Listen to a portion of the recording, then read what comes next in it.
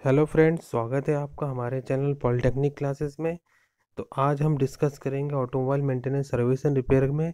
आज ये तीसरा लेक्चर है जिसमें हम लोग काफ़ी चीज़ें आगे कवर करेंगे कि ओवरहॉलिंग क्या होती है, किस तरीके से मेंटेनेंस किया जाता है व्हीकल का, और किस तरीके से हमारी इसकी सर्विसिंग की जाती है। तो आगे हम हर एक चीज़ के बारे में इसमें पढ़ेंगे और सब चीज़ के बारे में इसको समझेंगे। तो चलिए आगे हम बात करते हैं। अगला हमारा सेशन है, इसमें इंजन की शिकायतें और संभावित कारण, मीन्स ट्रबल शूटिंग क्या होती है, किस तरीके से हमारी ट्रबल शूटिंग किसी इंजन में हो सकती है।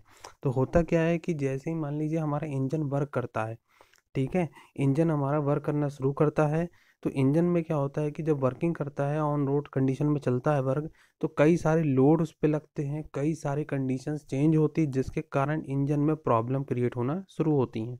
और जब इंजन में प्रॉब्लम होती है तो इंजन क्या करता है, इंजन हमारा प्रॉब्लम्स शो करना शुरू कर देता है या प्रॉब्लम हमारा दिखाना शुरू कर देता है। तो यहाँ पर भी हमने दिखा दिखा रखा, जब किसी वाहन का इंजन खराब होने लगता है तो वो इंजन चेतावनी देने लगता है, इंजन का कार्य प्रणाली में बदलाव का अनुभव किया जा सकता है। यह बदलाव इंजन की बदली हुई आवाज़ सुनकर अनुभव किया जा सकता है। ठीक है, तो होता क्या है कि जब भी हमारा इंजन खराब होता है तो इंजन हमें क्या करता है, एक चेतावनी देता है, एक पहले से एक आवाज़ देता है। क्या कहते हैं कि इंजन की आवाज़ हमारी बदल जाती है या कुछ ऐसा संकेत देता है जिससे हमें पता चलता है कि इंजन के अंदर फॉल्ट या छोटी मोटी खराबी हो जाती है। तो जब भी इंजन में कोई छोटी खराबी होती है या कुछ प्रॉब्लम क्रिएट होती है, उसे हम लोग क्या कहते हैं, ट्रबल शूटिंग कहते हैं। तो ये पूछा जाता है कि ट्रबल शूटिंग क्या होता है और किस तरीके से वर्क करता है। तो इंजन खराब होने से पूर्व कई प्रकार के संकेत देना आरंभ करता है। ठीक है, तो खराब होने से पहले कई प्रकार से संकेत देता है, जो कि देखिए इसमें हमने आपको पूरा दिखा रखा है। ये देखिए, इंजन चिंगारी ना छोड़ता हो, तो मतलब क्या है, इंजन मिस फायर करता होता है। तो जब इंजन मिस फायर करता है तो उसके क्या क्या कारण होते हैं। इंजन में ईंधन में क्या होती है, मिलावट होती है, ईंधन प्रणाली में वायु होता है, कार्बोरेटर सेटिंग ठीक नहीं होती है, प्रज्वलन देर से अथवा शीघ्र हो रहा है। ठीक है, इसका मतलब क्या होता है, जब इंजन चिंगारी नहीं छोड़ता तो इसका मतलब क्या है, ईंधन में मिलावट है, ईंधन प्रणाली में वायु है। हो सकता है कि जो ईंधन हमने सिस्टम यूज़ किया उसमें ईंधन में हमारा वायु मिक्स हो रहा हो, उसके कारण क्या होता है, हमारी चिंगारी डेवलप नहीं हो पा रही हो। कार्बोरेटर सेटिंग ठीक नहीं होती है। जब कार्बोरेटर का यूज़ क्या होता है कि मिक्सिंग करना फ्यूल को और एयर को, तो जब मिक्सिंग नहीं हो पाती ठीक से तो चिंगारी हमारी नहीं होती है। या इग्निशन जो टाइमिंग है हमारी, इग्निशन टाइमिंग क्या होती है, वो हमारी बदलती रहती है, चेंज होती रहती है। तो इस चेंज होने के कारण क्या होता है कि इंजन चिंगारी हमारी नहीं छोड़ता। दूसरा कारण है, दूसरा हम देख सकते हैं, अत्यधिक धुआं। अत्यधिक धुआं कब होता है, जब शीतलक का तापमान बहुत कम होता है। ठीक है, एक्सेसिव स्मोक कब डेवलप होता है, जब किसी व्हीकल हम कहते हैं कि बहुत ज़्यादा धुआं कब हो रहा है, जब शीतलक का तापमान बहुत कम, मीन्स जब हमारी कूलिंग व्हीकल में नहीं हो पा रही है, तब उस केस में हम लोग कहते हैं कि जो शीतलक का तापमान बहुत कम है। इंजेक्टर का सही कार्य नहीं होना, मीन्स इंजेक्टर क्या होता है कि फ्यूल को इंजेक्ट करना सिलेंडर में, तो इंजेक्टर का जो वर्किंग है वो सही नहीं हो पा रही है। तो जब इंजेक्टर की वर्किंग सही नहीं होगी तो उस कारण से हमारा क्या होगा, जो वर्किंग है, जो स्मोकिंग प्रोड्यूस हो रही है वो ज़्यादा प्रोड्यूस होगी।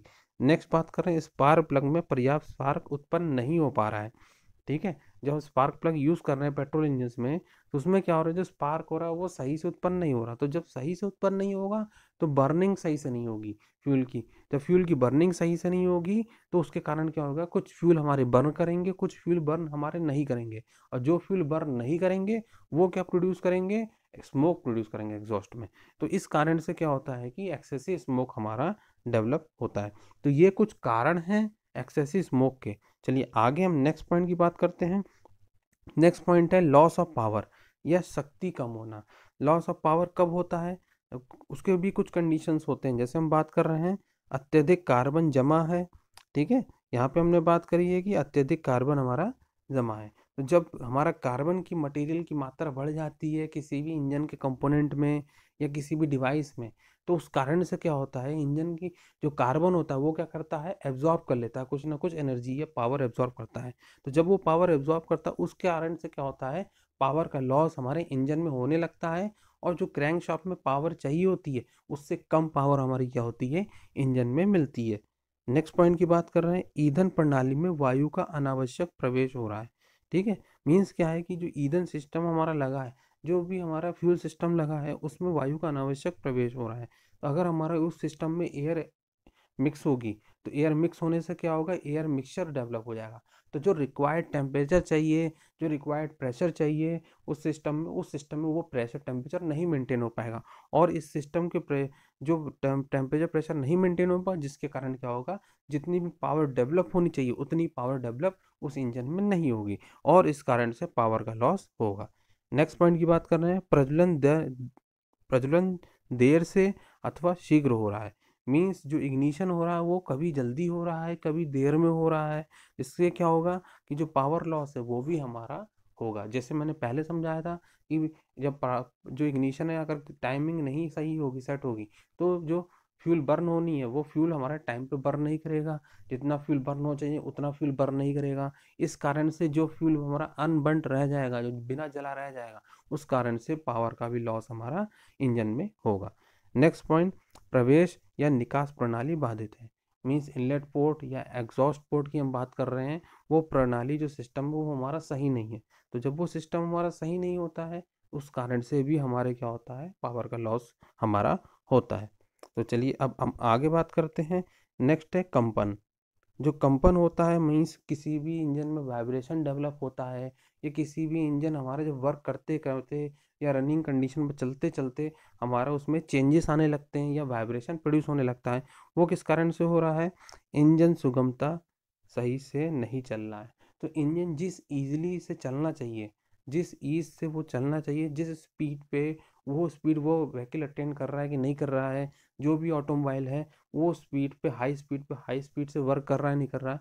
तो ये चीज़ें क्या होती हैं, अगर ये चीज़ें मेंटेन नहीं होंगी तो इस कारण से क्या होगा, इंजन में हमारे वाइब्रेशन डेवलप होंगे। ठीक है, आगे हम नेक्स्ट पॉइंट की बात कर रहे हैं। कंपन डैम्पर जो है पर सही कार्य नहीं कर रहा है। जो डैम्पर वाइब्रेशन है वो सही कार्य नहीं कर रहा है। मीन्स क्या होता है, किसी भी व्हीकल में क्या होता है, डैम्पर वाइब्रेशन लगा होता है। हर एक व्हीकल में डैम्पर वाइब्रेशन लगा होता है। अगर डैम्पर वाइब्रेशन सही से वर्क नहीं करेगा, उस कारण से क्या होगा, व्हीकल हमारा वाइब्रेट करेगा ऑन रनिंग कंडीशन, और वाइब्रेट करेगा तो उस कारण से क्या होगी, जो पावर लॉस होगी या अदर चीज़ें होंगी उसमें भी हमारा क्या होगा, लॉस क्रिएट होगा। ठीक है, अल्टरनेट बियरिंग घिस गई है। तो ये भी एक रीज़न होता है कि जब हमारी अल्टरनेटिव बियरिंग होती है, उनका यूज़ किया जाता है इंजन में, तो अगर वो बियरिंग घिस जाएगी, तो बियरिंग क्या होती है बेटा, बियरिंग बियरिंग वो पार्ट होता है जब हम किसी भी पार्ट को सपोर्ट करने के लिए, वाइब्रेशन को रिड्यूस करने के लिए या दूसरे पार्ट पर अटैच करने के लिए मटेरियल का यूज़ करते हैं, वो हमारी बियरिंग होती है। तो अल्टरनेटिव बियरिंग अगर यूज़ की गई है, तो अल्टरनेटिव बियरिंग अगर घिस जाएगी तो उसके कारण अल्टरनेटर क्या होगा, हमारा फ्री मूवमेंट प्रोड्यूस होने लगेगा। और जैसे फ्री मूवमेंट प्रोड्यूस होगा, उसके कारण क्या होगा, वाइब्रेशंस हमारे डेवलप होने लगेंगे, और वो वाइब्रेशंस पूरे व्हीकल में, ऑटोमोबाइल में ट्रांसमिट होने लगेंगे। तो ये भी एक हमारा क्या है, मेन रीज़न है जिससे हमारा क्या होता है, व्हीकल हमारा वाइब्रेट करता है। नेक्स्ट पॉइंट की बात की जाए, ऑयल खपत में वृद्धि। मीन्स क्या है, इंक्रीज इन ऑयल कंजम्पशन। तो ऑयल कंजम्पशन कब हो रहा है, ठीक है, ऑयल कंजम्पशन तब होगा जब वायु फिल्टर हमारा गंदा है। ऑब्वियस सी बात है, हमारे तेल की खपत कब बढ़ेगी व्हीकल में, या हमारा एयर फिल्टर हमारा वीक होगा। एयर फिल्टर वीक होने के कारण क्या हो जाएगा, एयर की क्वांटिटी हमारी क्या हो जाएगी, मिक्सचर में कम हो जाएगी, या कहें जो इंजन में एयर की क्वांटिटी कम हो जाएगी। जब इंजन में एयर की क्वांटिटी कम होगी तो उससे क्या होगा, एयर का कंजम्पशन कम हो जाएगा, फ्यूल का कंजम्पशन बढ़ जाएगा। तो यही एक रीज़न होता है जिसके कारण हम कह सकते हैं कि एयर फिल्टर हमारा गंदा है। ईंधन की आपूर्ति लाइन में रिसाव है। मीन्स लीकेज हो रहा है। ऑयल का अगर लीकेज होगा उस लीकेज लाइन में, ऑयल की लाइन में, तो उससे क्या होगा कि ईंधन जितनी रिक्वायरमेंट है इंजन में, जिससे फ्यूल बर्न हो रहा है, वो हमारा उतना नहीं मिल पाएगा। तो जब उतना नहीं मिल पाएगा तो उससे कारण क्या होगा, हमारा ऑयल कंजम्पशन हमारा इंजन में बढ़ जाएगा। ठीक है, टायर में वायु दाब कम है। ठीक है, ऑब्वियस सी बात है, अगर एयर प्रेशर हमारा टायर में कम होगा, वायु का दाब कम होगा, तो उसके कारण क्या होगा कि इंजन का कंजम्पशन बढ़ जाएगा। इंजन का जो लोड होता है वो हमारा टायर सपोर्ट करता है, और अगर प्रॉपर टायर में प्रॉपर एयर प्रेशर नहीं मेंटेन होगी तो फ्यूल प्रेशर हमारा बढ़ेगा। फ्यूल प्रेशर बढ़ने के कारण फ्यूल हमारा ज़्यादा कंज्यूम होगा।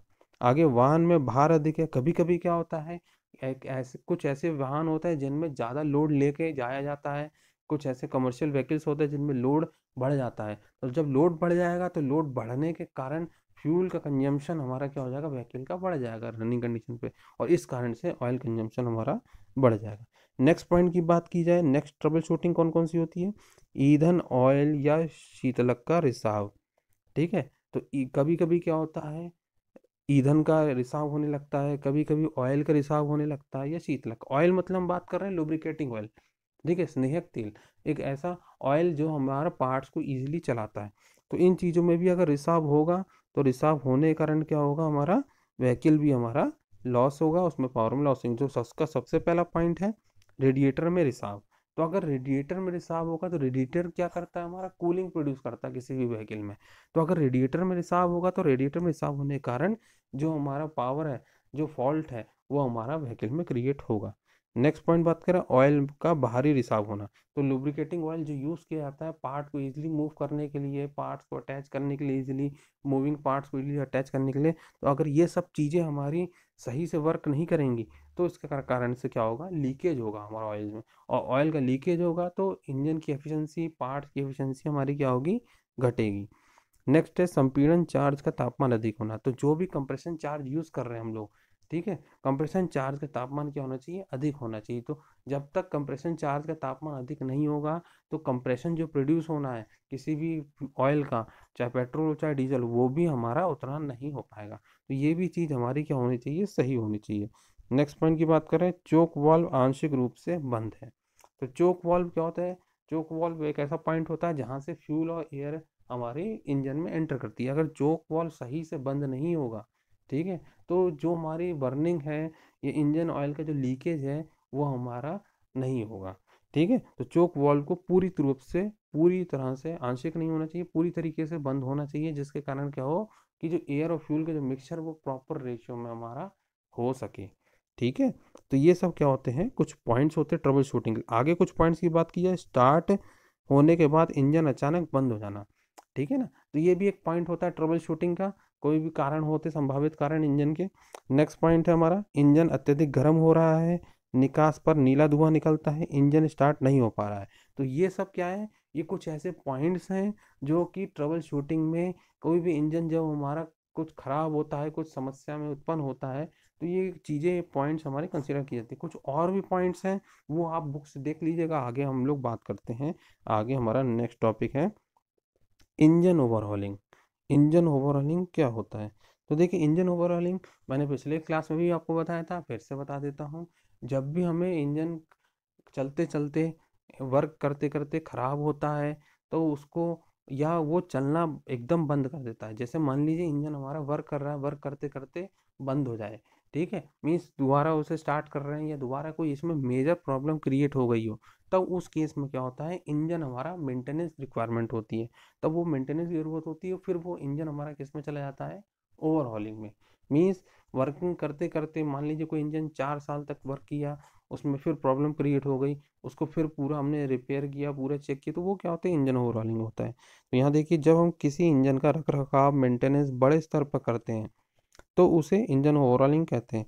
इंजन ओवरहॉलिंग में निम्नलिखित कार्य किए जाते हैं। ठीक है, तो होता क्या है, जब भी इंजन को हम बड़े स्तर पे काम करते हैं, जब बिग लेवल पे हम लोग इंजन की साफ सफाई करते हैं, उसकी देख रेख करते हैं, उसका मेंटेनेंस करते हैं, उसकी रिपेयरिंग करते हैं, तो वो कहलाता है हमारा इंजन ओवरहॉलिंग।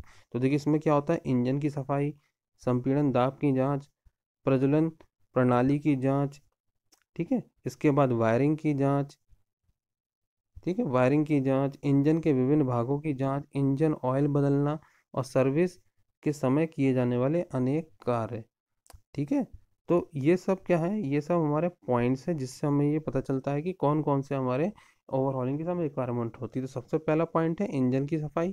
तो इंजन की सफाई क्या होती है कि जब भी हमारी इंजन की ओवरहॉलिंग होती है, तो सबसे पहला पार्ट होता है कि ओवरहॉलिंग के समय जो भी पार्ट खराब है, गंदा पार्ट है, कोई ग्रीस पार्ट है, कुछ उसमें रेसिडुअल पार्ट लगे हैं, तो डिफरेंट पार्ट्स को क्या होता है, सबसे पहले साफ करना होता है। तो इंजन की सफाई में हम लोग क्या करते हैं, ये सब चीज़ को देखते हैं। उसके बाद संपीड़न दाब की जांच। तो होता क्या है कि जब भी हमारा व्हीकल हमारा मूव करता है, उसके बाद क्या होता है कि जब हम उसे क्रैंकशाफ्ट को चेक करते हैं, मान लीजिए हम क्रैंकशाफ्ट की बात कर रहे हैं, तो क्रैंकशाफ्ट को चेक करते हैं, और अगर क्रैंकशाफ्ट ईजिली मूव कर रहा है तो इसका मतलब क्या है कि क्रैंकशाफ्ट हमारा सही है। तो उसके बाद हम लोग चेक करते हैं संपीड़न दाब, ठीक है, कंप्रेशन प्रेशर, कि कंप्रेशन प्रेशर सही डेवलप हो रहा है कि नहीं हो रहा है। ठीक है। अगर कभी कभी क्या होता है कि अगर रिक्वायर्ड प्रेशर मेंटेन नहीं हो रहा है तो उसको हम लोग क्या करते हैं, सही करते हैं और मेंटेन करते हैं। तो इसमें हम लोग संपीड़न दाब की जांच करते हैं।